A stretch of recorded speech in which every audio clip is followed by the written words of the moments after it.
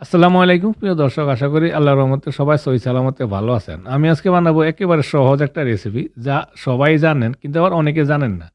তাহলে মূলা দিয়ে রুই মাছ রান্না। যারা জানেন না নতুন তাদের জন্য রেসিপিটা। তাহলে চলুন রেসিপিটা দেখে নেই। এখানে আমি একটা রুই মাছ নিয়ে নিয়েছি 700 গ্রাম ওজনের আর 2টা মূলা।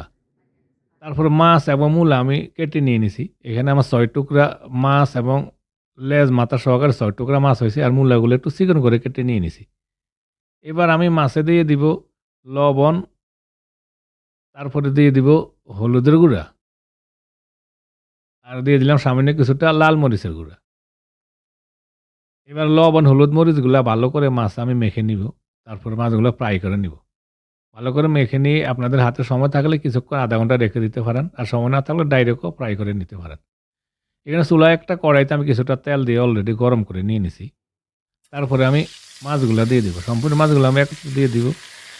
মাছগুলা দিয়ে উল্টে পাল্টে আমি মাছগুলো ফ্রাই করে নিয়ে নিব। তারপর কিছুক্ষণ পর মাছগুলো উল্টে দিয়ে আমি দোনো পিঠ ফ্রাই করে নিয়ে নিছি। এবার হালকা ক্রিস্পি করে ফ্রাই করে নিয়ে নিছি। এবার মাছ আমি উঠিয়ে নিব। তারপরে মাছগুলো উঠিয়ে নিয়ে সেম কড়াইতে আমি দিয়ে দিলাম একটা পেঁয়াজ কুচি। পেঁয়াজগুলা একটু বাদামি কালার করে নিব। প্রায় 2-3 মিনিটের মতন এভাবে আমি একটু ফ্রাই করে তেলে পেঁয়াজগুলো বাদামি কালার করে নিয়ে নিলাম। এরপরে দিয়ে দিব আধা টেবিল চামচ রসুন বাটা আর আধা টেবিল চামচ আদা বাটা। আদা রসুনগুলো প্রায় 10 সেকেন্ডের মতন একটু ফ্রাই করে নিব যাতে আদা রসুনের কাঁচা গন্ধটা চলে যায়। তারপরে দিয়ে দিলাম আমি 3-4টা কাঁচামরিচ আমি একটু কুচি করে নিছি। আর দিয়ে দিলাম আধা টেবিল চামচ হলুদের গুঁড়া, আধা টেবিল চামচ লাল মরিচের গুঁড়া আর আধা চা চামচ দিলাম জিরা গুঁড়া। এবার একটু পানি দিয়ে দিব। পানি দিয়ে আমি মশলাগুলো একটু কষিয়ে নিব। আর দিয়ে দিলাম স্বাদ মতো কিছুটা লবণ। যেহেতু মাছ ফ্রাইয়ের সাথে লবণ দিছি, এই জন্য লবণটা একটু দেখে দিতে হবে। মশলাটা কষানো হয়ে গেছে। এবার আমি দিয়ে দিব মূলা। মূলা দিয়ে আমি মূলাগুলো একটু কষিয়ে নিব। এখানে মূলাগুলো আমি একটু চিকন করে কেটে নিয়ে নিছি, লম্বা করে। আর মূলা কিন্তু কচি মূলা, সহজে কিন্তু সিদ্ধ হয়ে যায়। আর দিলাম 2টা টমেটো।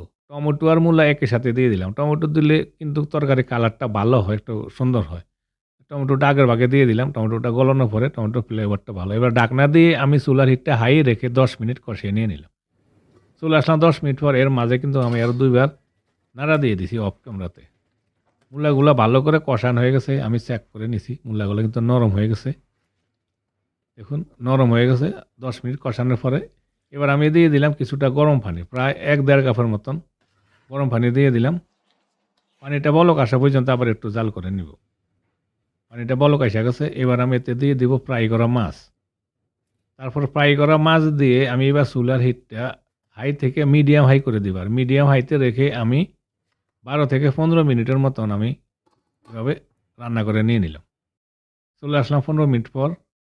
মাছ আর মূলা রান্না হয়ে গেছে। এবার দিয়ে দিলাম কিছুটা ধনিয়া পাতা।